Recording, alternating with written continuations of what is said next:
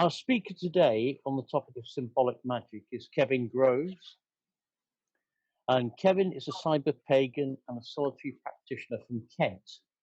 And from a young age, he began to, and still works, almost exclusively with the Egyptian goddess Selket within the Kemetic and chaos magic framework as a magician, healer, and mentor.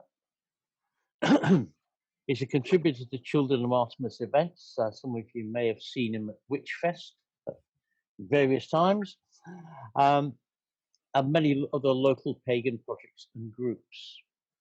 His first book was A Path Laid Bare, which you can get from Wolf and Howl Press.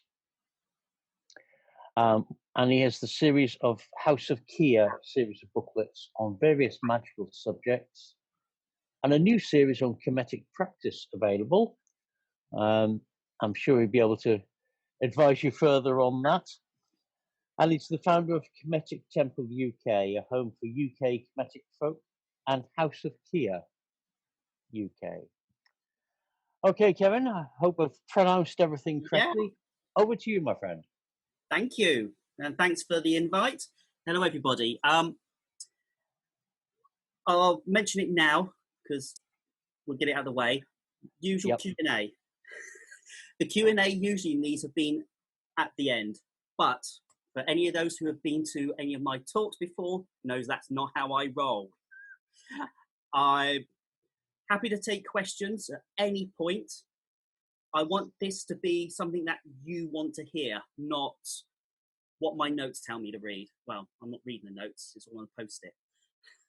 So this is going to go the way you want it to go. So if you want me to repeat something, because I do tend to speak a bit quick, out of nerves, or sound drops off, or you want further details, ask it there and then we'll get it done. What I would suggest is put your hand up like that. That way we can marshal questions and answers to Kevin rather than have everybody speak at once. Yeah, I can't see everybody, so no. I can see Emlyn. Right, so symbolic magic.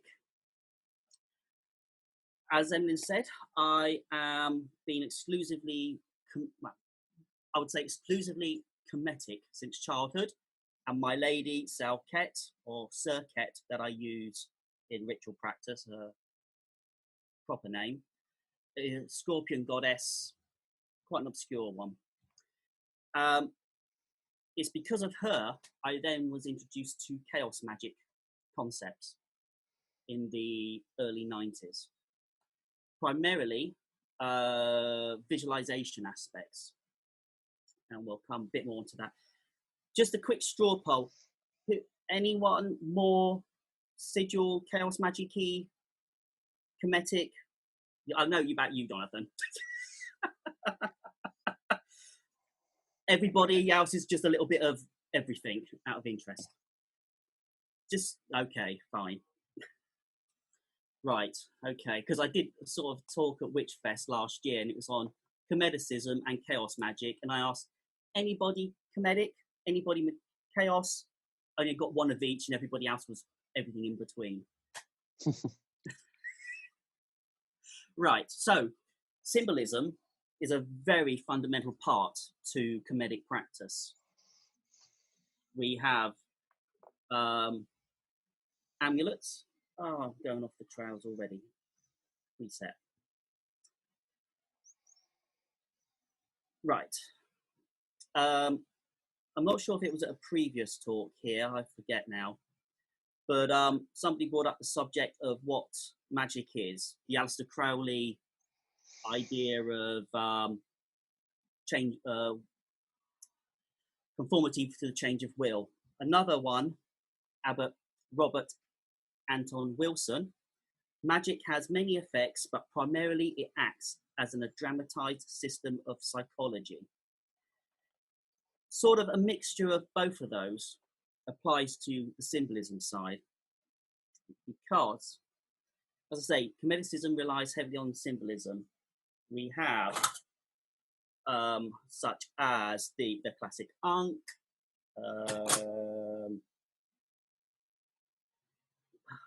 the trying to get it in focus. Yep. All of these are symbols. Most of us are familiar with them, and they have existed and keep being reused even within modern times. Obviously, the Ankh seems to have lingered the most. Within Kemeticism, the symbolism applies on varying levels. Taking the Ankh, for example, that is a word, Ankh. It is a symbol for life, as everybody tends to know, but also the Egyptians used the same sound for mirror. And they would create mirror cases. You know, that would be the handle of the mirror, and then the mirror would be in the top. Symbolism applied at various levels. Also, the I really wish I didn't burn that incense earlier. I'm paying for it now. Symbolism applied. Okay, I've got to go open the window. Sorry. And I'm baking as well. Right. Yeah. So, yeah, symbolism applies within Kemetic practice at many levels. Material, color. Within a lot of Egyptian art, you may have seen, say, yeah, there's a lot of noise. I'm just off a main road here, and it's crazy sometimes. Okay. Right. So yes, Osiris, for example, would be quite often in Egyptian artwork green as a symbol of rejuvenation, and a part of green was associated with death and rebirth, being a fertility deity.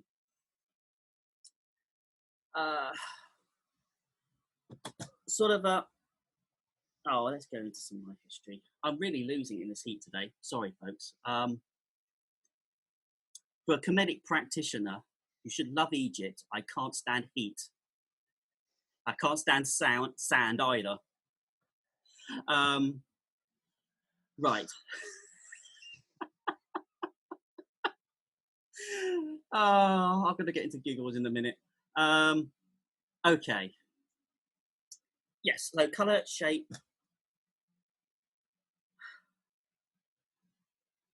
Oh, okay. I'm really losing this. Right. Oh, yeah, let's go through my history. I'll get back into it in a minute. Yes, my connection with my goddess and why I went into visualization. I've always been a creative person, even from a youngster. In the early 70s, we moved to a house in Deal, just 8 miles north of here in Dover, and a spirit was present in the property, and it was centered around me. And over the years, I learned to communicate. That spirit ended up, when I hit about early teens, to be my goddess. I was also experiencing precognition. That's the recall of a dream from deja vu, but on a really bad scale. I would say, for an example, one of the worst instances of that was in school, in secondary school. I was sat at the back in a maths lesson, and I suddenly remembered, I know some of the things kicking off. I know what's going to happen next. Paula, down on the seat on the front row, is going to have an epileptic fit. 30 seconds later, that kicked off. A very terrifying thing as a child, and I still get them now and again. Also, primarily for this concept, is that I would be experiencing spontaneous astral projection, etheric projection. That is, I would leave my body on a regular basis and go flying across the fields. Now, as a child, I thought everybody had dreams like that, but no one was talking about it, so I kept it to myself. But because I was highly visual, highly artistic, somewhere on the spectrum, somewhere, still am. Art and crafts have been a natural thing. So I hate to say this, as an author, I'm more of a visual person than a word person. It takes me a long time to do some writing. So my dreams have always been vivid. And when I was introduced to my goddess, she suggested, as a means to facilitate our connection, to pursue visualization and utilize skills that I already have, and I find natural to get further with her. At the time, I was on a early internet forum system called Kix, CIX. It's similar to the now defunct US CompuServe. And the group in there were highly chaos magic orientated. And they introduced me to visualization as a means to work this out. The point of that was that I found symbolization, that's not even a word. The symbolic aspects of using the mind were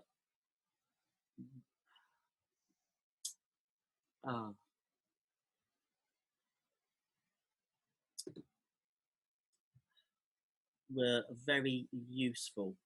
Let's move on. I'm stalling badly. Sorry, guys, this is not my usual what's it. Okay, so things I found. Kemeticism is a tricky path to follow, in that, unlike other pagan paths, we are lucky in that we have a huge amount of research. My library is extensive, but Egyptologists are continually reviewing, and there's huge gaps. And those gaps, I feel, with chaos magic concepts. Now, for those that don't know chaos magic, it's sort of I tend to refer it to more as a result-driven, in that it's analytical, it's stripped down. I'm quite a geek, so I tend to like my sciences. So there's a lot of let's see, from Peter J. Carroll. I can't even remember the guy I read a lot of. Oh, don't worry, guys. I'm just wilting under this heat. There's a lot of science concepts within this. Mostly it's from like 1970s, 80s, through to the early 90s. So there's been quite a change in our views of understanding of physics and cosmology and all of that kind of stuff. So there are other aspects of the use of Baphomet and, say, Gnostic practices coming into Western magical practices, but I tend to ignore the vast majority of that and focus purely on visualization and sigils, mainly because there's a couple of core parts to Kemeticism and chaos magic that seem to work really well. Within Kemeticism, there's the concept of Mart, which is truth, justice, order over chaos. It's their entire concept of their Nile Valley was like a small oasis of calm and peace. The desert, you go out there, you die, and it's nasty. So it was a sort of a strong understanding of that the forces of chaos out there any minute can overwhelm us and obliterate our country and our way of life. So that living on their knife edge, the laws of Mart of ensuring that society continues, everybody's in it together, doesn't quite apply here at the moment. But knowing that everybody has their place and a system of use. In a way, chaos magic sort of has a similar concept of, or acknowledgement of, there's natural order of the universe is chaotic, as in disorder, and that we create order out of that chaos to fit our concept and our society. So some of the concepts within chaos magic appeal to me. It's the symbolism that, for me, is the most important. Now I've warmed up a little bit, or cooled down a little bit now. That window's brilliant. Whew. Anyway, so the symbolism. As I say, hieroglyphics being what most people associate with the symbolic side to Egypt is not just a pure writing system. It is, each hieroglyphic symbol is multi-layered symbolism. They are Pekka, hieroglyphics, the language and words were created by the gods. Well, in particular, I'm not going to reach, oh, go on, unless, as I said to Emlyn earlier, it's a bit of a show and tell as well. Yeah, there we go. I've just pulled some stuff over. My Mythoth, the big beast, bought that back from Witchfest somehow without breaking him many years ago. I know. He's very breakable. But he obviously didn't come home with me, so I'm glad he did, because he's awesome. I've just got stabbed in the leg by something. Hang on. Luckily it didn't draw blood. Oh yeah, we'll come to that in a second. I'll have this in a minute. So yes, good old Thoth here, a bit dusty, created the language and the symbols. The words have, as I said earlier, with the Ankh being multiple layers, but the sheer fact that a word is written gives it power. This is more frequently found or exhibited in the names, the cartouches. When you see the royal names, don't think the general. Well, pretty much all names are in cartouches. The fact that a name is written down is hugely significant. For the fact that we didn't know, for example, the heretic king Akhenaten was erased from history.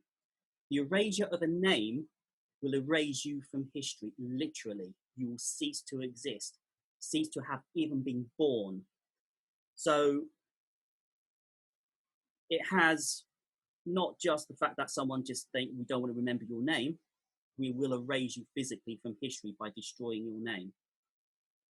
It's that significant, the power of a name and of the words themselves. Now, as far as going over the sigils, now, early on, when I was very young, I did try to learn hieroglyphics, but it's really hard, extremely complex language, so I didn't. I progressed instead into, and I had it, Nigel Pickwick, I can't remember, Pickering or something, book I picked up on symbolic languages, runes and so on, and other alphabets. So I first started using the Elder Fulthark. Now, that I found useful. It's a symbolism. Have I got any? No, I haven't got any of these. You see, I've got so much stuff around me. But let me just draw a couple of the bind runes I did. Okay. Yeah, okay, let's see. I should be able to do screen. Okay, these two bind runes. These now if I get the finger in the right side, this one I created for a friend of mine, a communications one, that is possibly the usual rad for travel. Now, this is low tech. I could be showing this on my desktop, but we'll go old school on this. Now, for the rad, I use this in multiple ways, and I only stopped using this probably about 3 years ago now. Hopefully, I'm not blocking my microphone. I had this as my travel rune, and it would be on the unlock of my phone, because what I have on my phone is my sat nav. So what I would do is I put it in the dock in the front of the car, unlock the phone with a rad for safe journey before I use my sat nav to go away. So sort of using symbolism, using the sigil magic for that. Well, I wouldn't say sigil, it's not sigil obviously, but the symbol is in the head. I missed that option, I'll come back to that. For travel. Now, same goes for, where are you? No, I've lost it.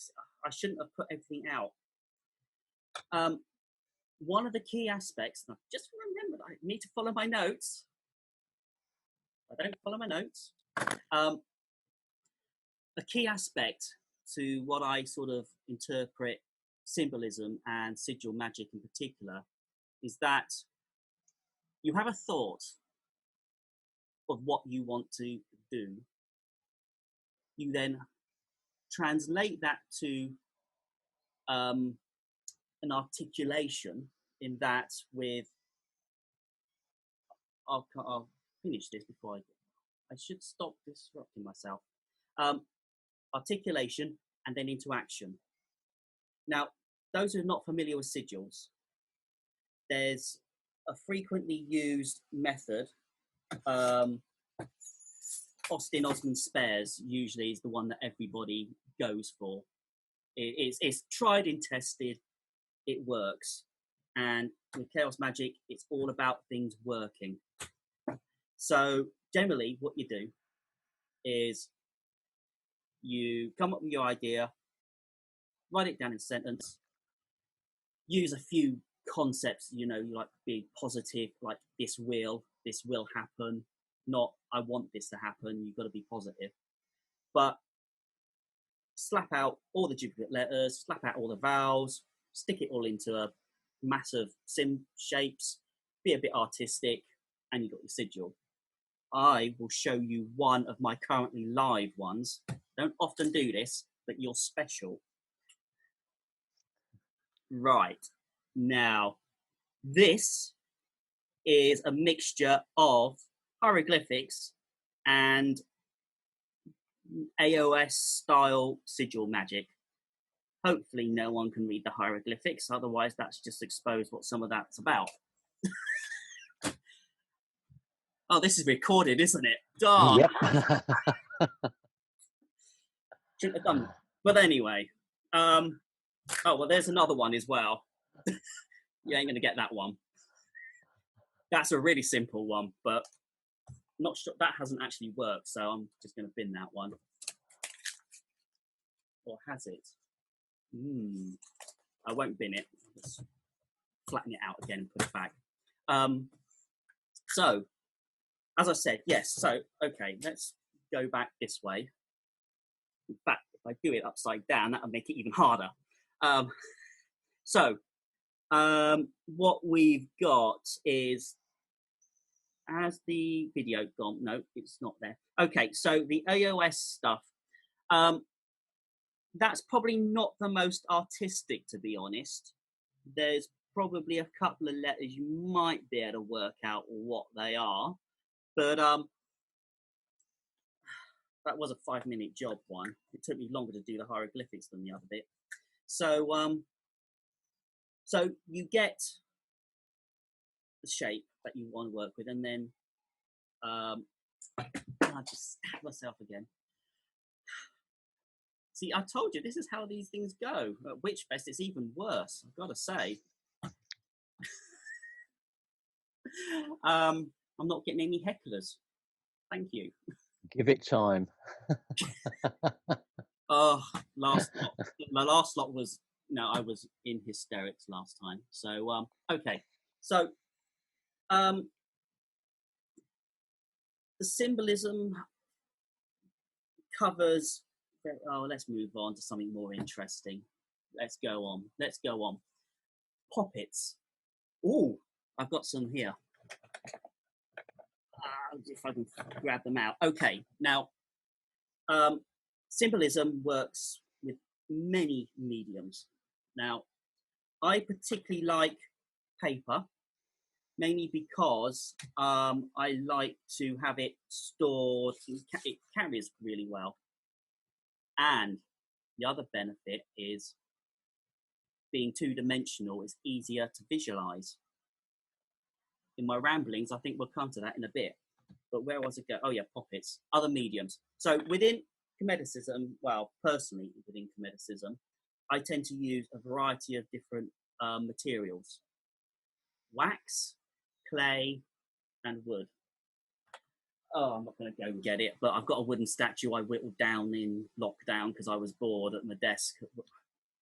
But wax in particular, now, these probably not, I can barely make them out and I'm looking at them, but these are two poppets I currently have. I found them on my shelf while clearing out. So these are, I don't know how old these are, but I will go here. This could well be a male figure.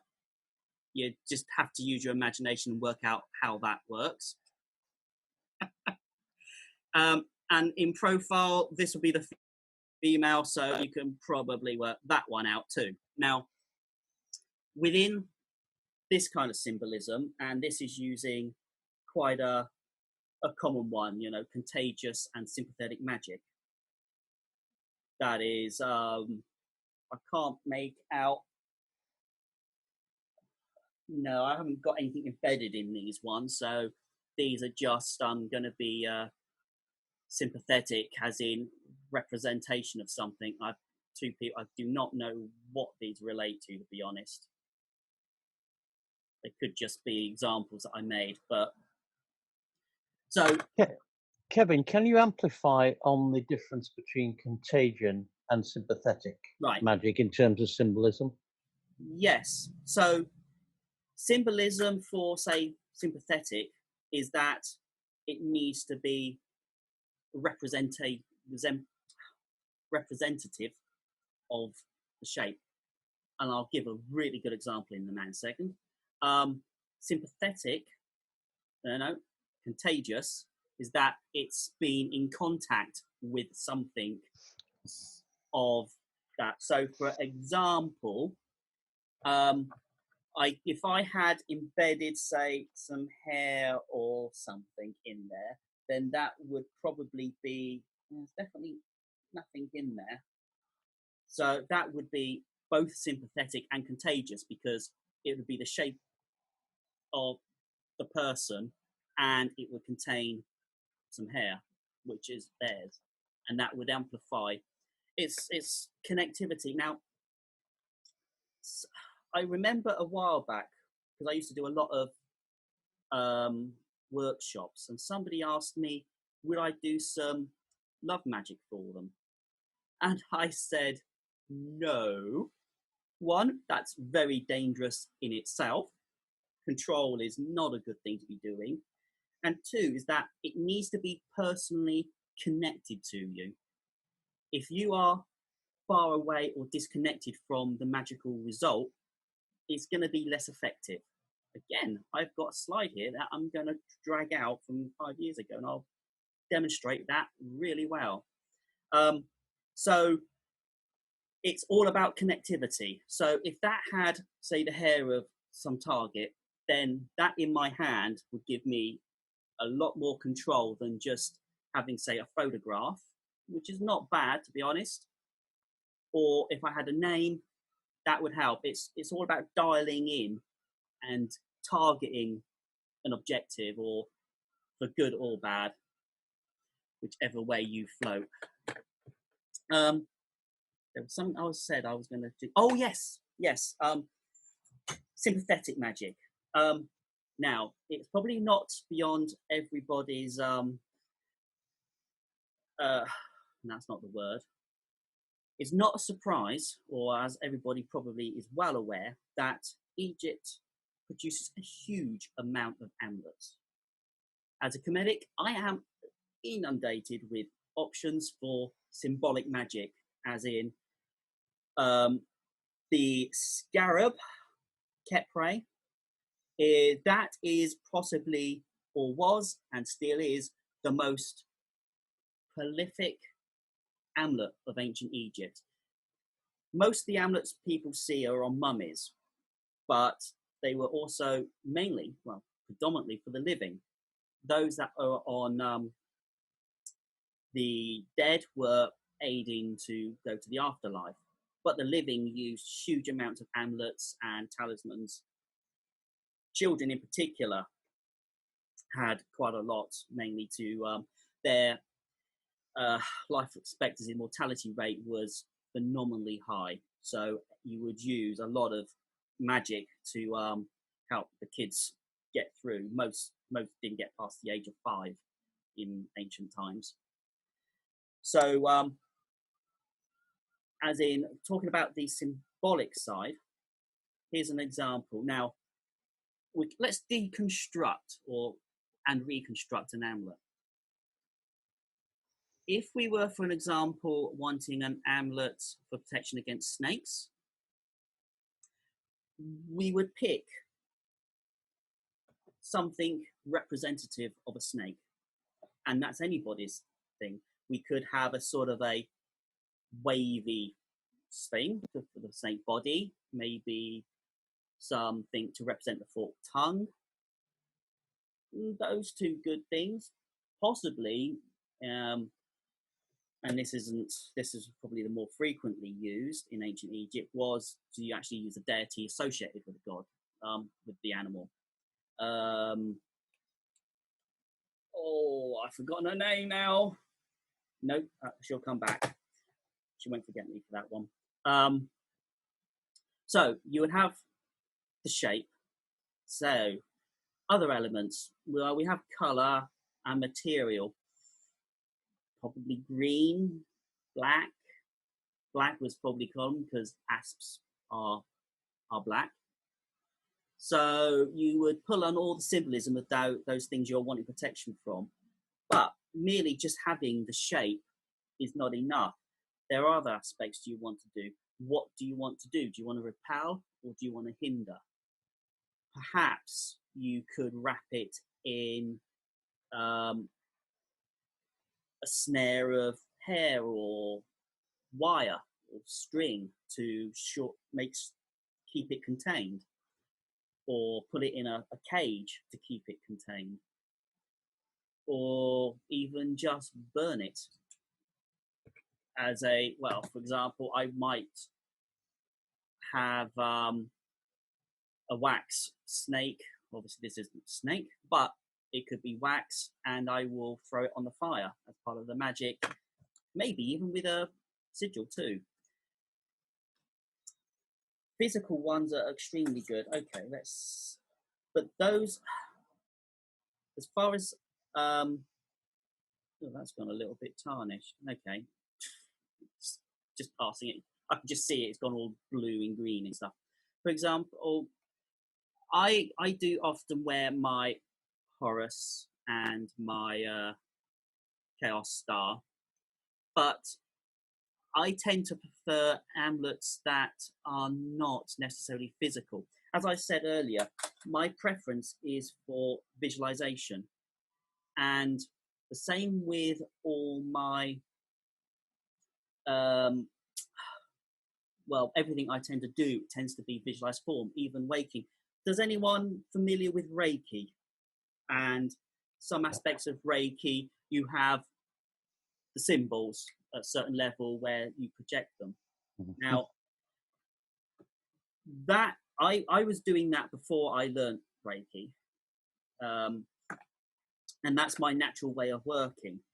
Hence why I say working with two-dimensional shapes and black and white line drawings helps, because the visualization is a lot better if you have a less complicated thing to work with. Now, there's a great book I have. Oh, and have I lost it? I thought I picked that. No, it's here. That's the bottom. Constantinus. It's Summoning Spirits. Now, superb book. Now, in there, he mentions a great way to learn visualization, and that's through scrying. Scrying is crystal ball. I prefer fire scrying, that is looking into fire and seeing all the shapes. So smoothing. It's a divination form. Now, his view, I think he's a he, I'm not entirely certain, but probably is. He says scrying is dreaming with eyes open, in that you enter a trance state but you're still awake, and it's a clairvoyant skill. Now, I tend to use visualization forms all the time, even in waking. For example, if anyone's familiar with the lesser banishing ritual of the pentagram, there is a point in there where you summon the 4 archangels, before, beside, and behind. Now, that I feel is heavily influenced from a Kemetic ritual that actually exists on the Kemetic stela, currently in the Metropolitan Museum in the US. And it's a ritual, well, not quite a ritual, it's a ritual performed by the goddess Isis. This whole story is on the stela. And at that point, she is hurrying to her son Horus, who is on a marsh, being protected from hunted down by his uncle Seth, who wants to kill him. And she hid him there. But unfortunately, my goddess went in there and stung him. That's why I don't get on with the goddess Isis. But in this ritual, she calls to her sister, who's the instigator of the harm to her son, and demands she lends her minions, 7 scorpions. And these minions, Isis calls of Tofun Bofun before me, Mestet Meseteteth beside me, Potet Fotet Martet behind me. Ooh, goosebumps all the time, every time I do that. Now, she uses those to navigate through the marsh to her son, and she demands that these things give her safe passage as a protective force. Now, we're veering into thought forms. Okay. Now, this kind of on-the-fly visualization extension to normal amuletic use, as in I'm using thought forms. Now, thought forms. Oh! I thought I saw Jonathan raise his arm. Or were you just stretching? Somebody's just asked, Monique's just asked, what was the name of the stele you were referring to? The Metternich. Let me type it. Metternich. In the Metropolitan. It's the best example of it's called a sippy, a Horus sippy. It's generally a picture of the child Horus, who's naked with a side lock of hair, pouring water, And generally what that would be a small thing. So usually they're only about a foot tall, but this one I think is massive. It's like it's amazing. So what you would do ritual wise is you'd pour water over it. It would run across the child Horus, and you'd collect the water at the bottom and consume it. It's contagious magic in use. Massively strong, very popular contagious magic. In that, you're imbuing the water, which has been in contact with the god, which is another aspect. For example, this is a major symbolic aspect. Egyptian deities. This is, to me, literally. Sorry, my mate, I'm holding you by your backside, but the sheer presence of an image of deity calls that deity to physically reside within it. So, as far as I'm concerned, this is Thoth in physical form in front of me. So when the Christians say about not worshipping idols, that was a complete misunderstanding. Is I do not worship this idol. I am worshipping my God because this is the physical flesh of my God there beside me. And I'm holding him by the bottom. Sorry, my man. I know that's totally disrespectful, but there you go. So where was I? Oh yeah, the Metanic Stela, awesome. I'm never going to see it. There's only been one or two decent research papers on it, and it tells this whole story of. It's called the Lament of Isis and Nephthys. It's all part of the Contendings of Horus, which is a very long story of the succession of the throne from Ra, and he gave it to Osiris, and his brother Seth didn't like it, so they started killing each other and hacking each other up, and 70 years of mayhem. So yeah, well worth seeing if you can get to it. But it mentions these 7. Oh yes, I was talking about thought forms. Yes, these 7 scorpions. Now, many Egyptian deities have servants. I have 7 scorpions because that's my goddess. Sobek, the crocodile god, has 7 arrows.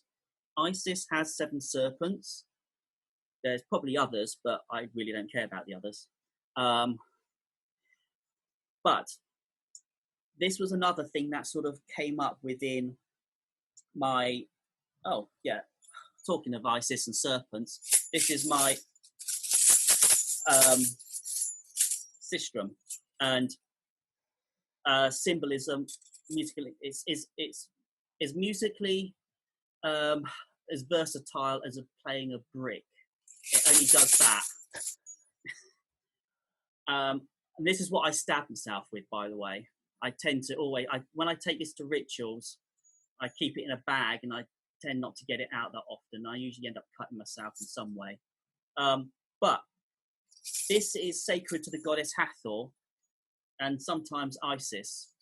But this is the serpent hieroglyph, sacred to Isis.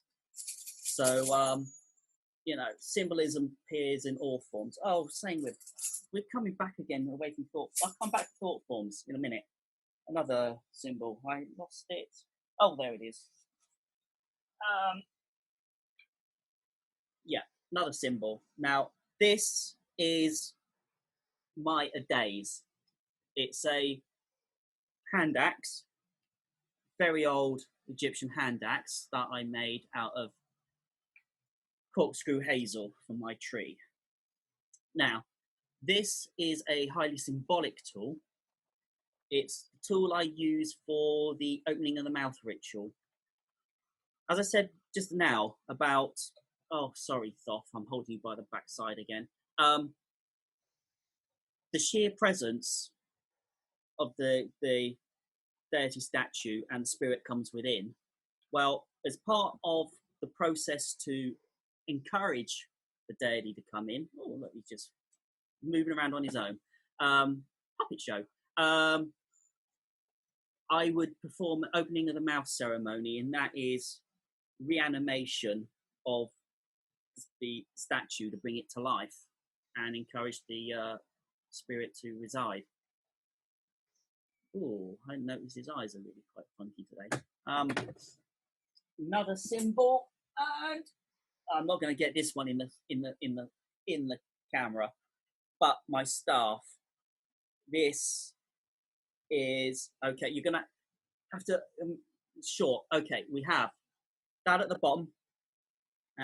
Oh, wrecking things. Oh, that's my glasses just gone. Now, this is the head. Yep. Now, oh, I can get that just in. Okay.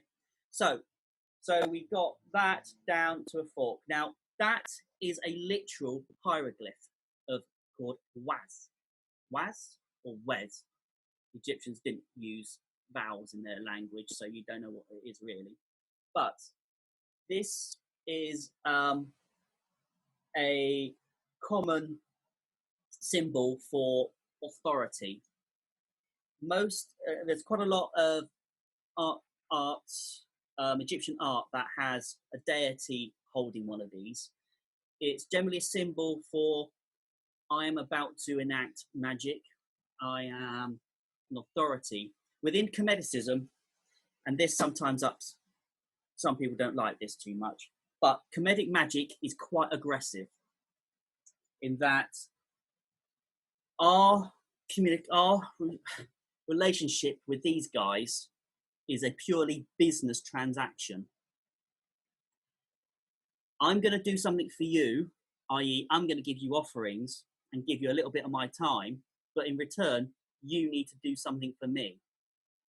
So while we honor and adore our deities, they have to work for that. So some people aren't happy with that kind of, or comfortable with that kind of relationship to deity. I'm not subservient. I will talk to my deity as an equal. And if he doesn't behave, I will go somewhere else. Told you. So the Waz symbol is when I'm enacting magic, I will adopt an authority position. Symbol, that's another option. Symbolism is not necessarily just these things. It is also posture. Kemetic posture is quite frequent. Mainly in Egyptian art, you may see them doing, and it's probably what gave way to doing the sand dance and all that rubbish. All that crap. But posture is very important. Praise. Praise. I'm going out of screenshot here. I'm not going to go back and do dance for you. But posture is a very important aspect within ritual practice. I think it's quite. It's possibly appears in quite a few other Western magical arts. Whereas, get back to thought forms. I'll get back onto that. So thought forms. So I have my 7 scorpions. Now, the reason I had the Constantius book, and there's a few others, is that when I was first introduced to chaos magic, thought forms popped up on a regular basis. They are very useful. Essentially, they are an extension of the magician, mental state of, let's think. Yeah, well, we'll go with that. It's a bit more than that. But a magician's consciousness is sent out to perform tasks that they would deem difficult or dangerous. So you would create them and embed them into a spirit home of something. For example, I haven't used this, but you might put them in a pot or say that's your home, you live there when you're not out on a job. I'll give you some personality, some ability, and here's your job. You go out, find that, come back, tell me.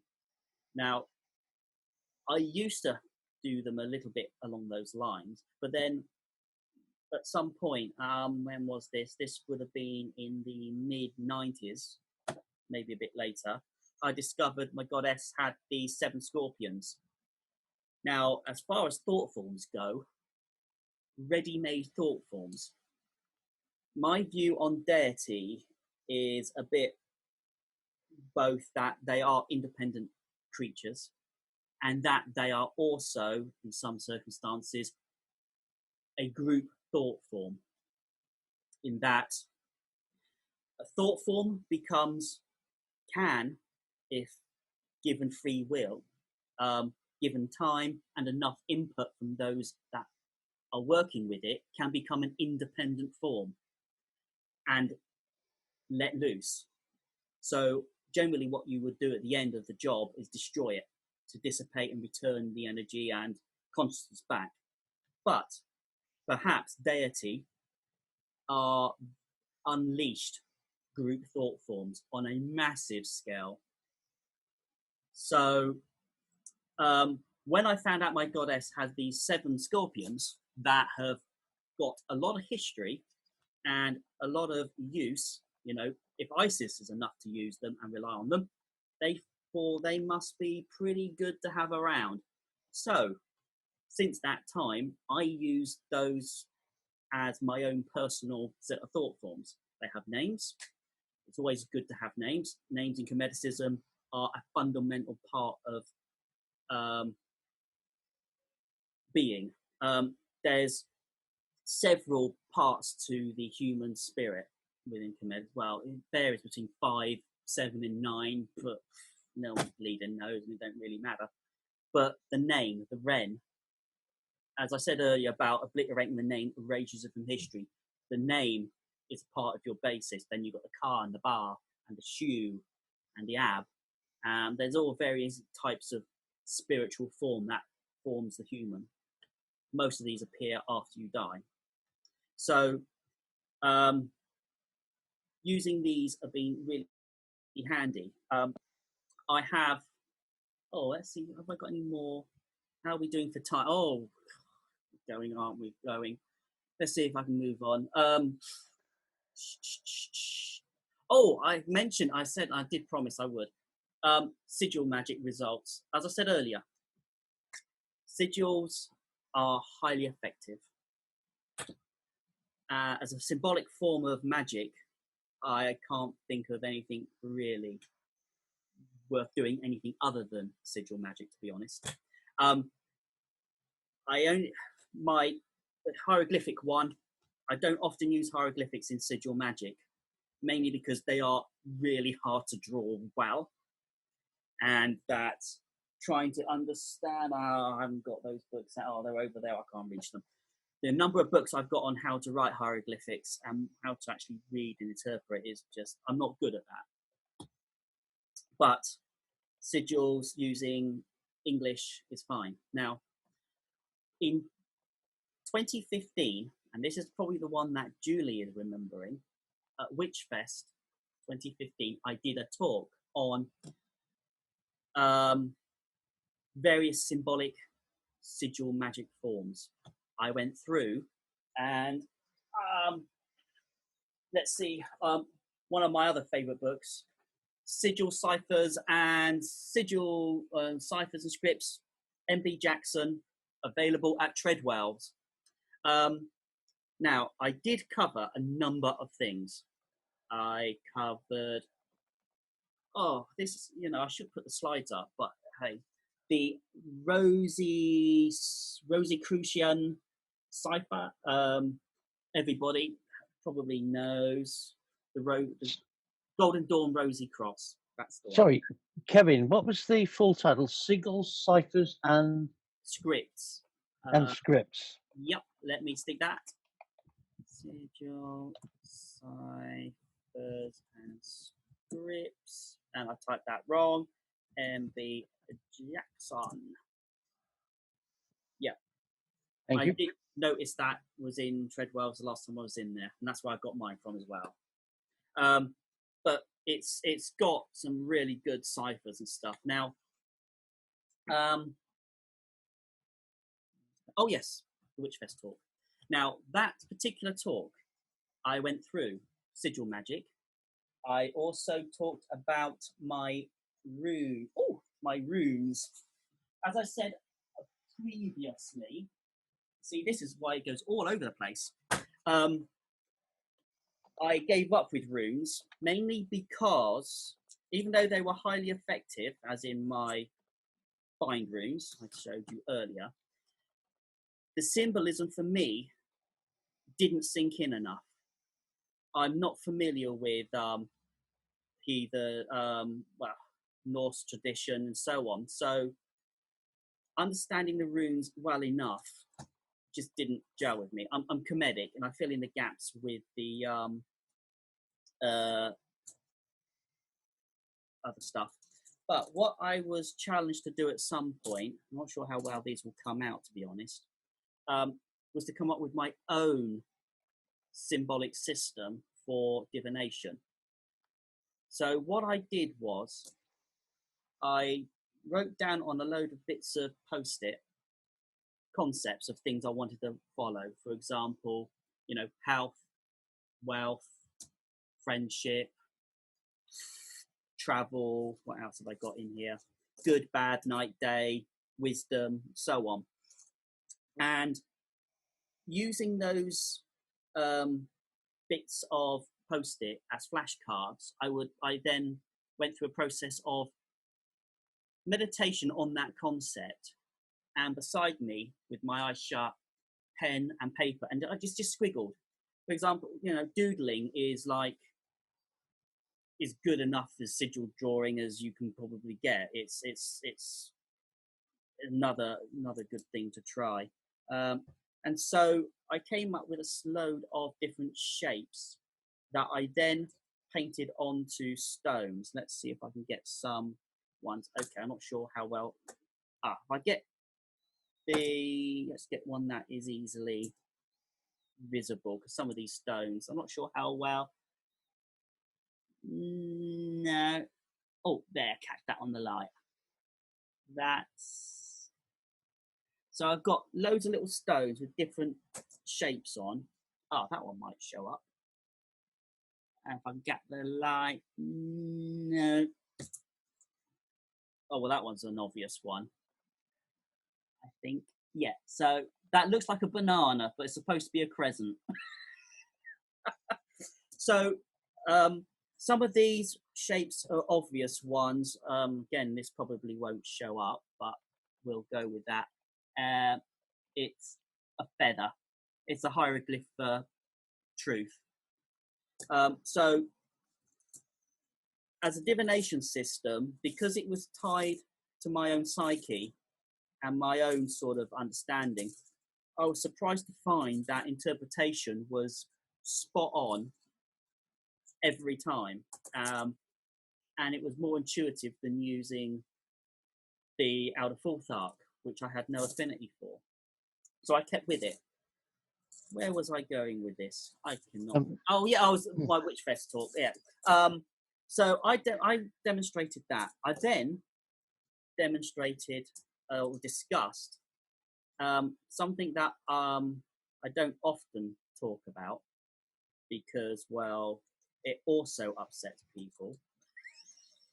I like upsetting people. It's not enjoyable, but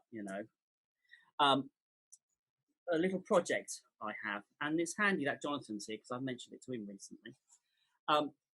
Being the geek that I am, and that I use a lot of technology in my magic. For example, the Wi-Fi signal in this house is broadcasting my goddess's name as an umbrella of protection over the house. And the password is a part of my invocation to her. So her name is spread out, and as my device talks to her, it gives the invocation to her. It's so geeky and mad. I love it. So, but as part of my other aspect of Kemeticism is that there are very few of us around, or certainly not that many of us in the area. I only know one or two other in the Kent. Being Kemetic is a very lonely job. Not that it's a problem, because Kemetic magic tends to be just one-on-one with a deity anyway. Okay, well, it's being recorded. I just see the text. Don't worry, I'll keep going. It's being recorded. You can catch it up.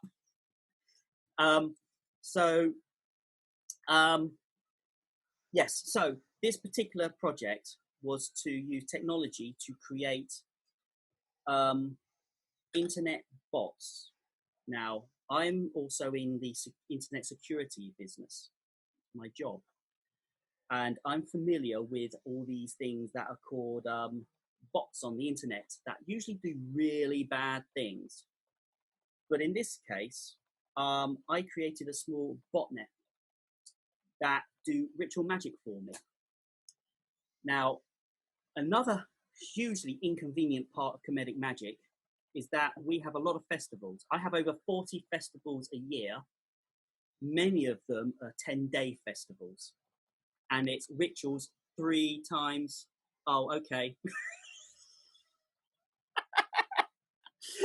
I said I'll keep going. Okay. So I create this botnet that does magic for me on a regular basis. It does all my daily stuff for me, so I don't have to. Now, for this Witchfest, I wanted to test as part of my means to prove my magic works, to put it fully to the test and do weather magic for 3 weeks and enforce my will on it. Now, I'm very good at weather magic. Locally, I am really good. I don't use it much because it's dangerous.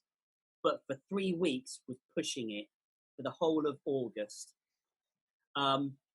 So I set my bots in action to set the weather in good condition for 3 weeks. First was for my week's holiday in Dawlish, then for either side of Artemis Gathering, and then for a Dolmen Grove event in the end of August. And I have to say, this slide, I haven't got it there. It'll be all on my website. I think I've got this. 91% success rate for the weather control, which is not bad for distance stuff. Travel, I tend to use travel as well, but that was only 65% success on that. Okay, I can keep going. I will stop. Thank you. If you get any questions, find me. I'm easy to find.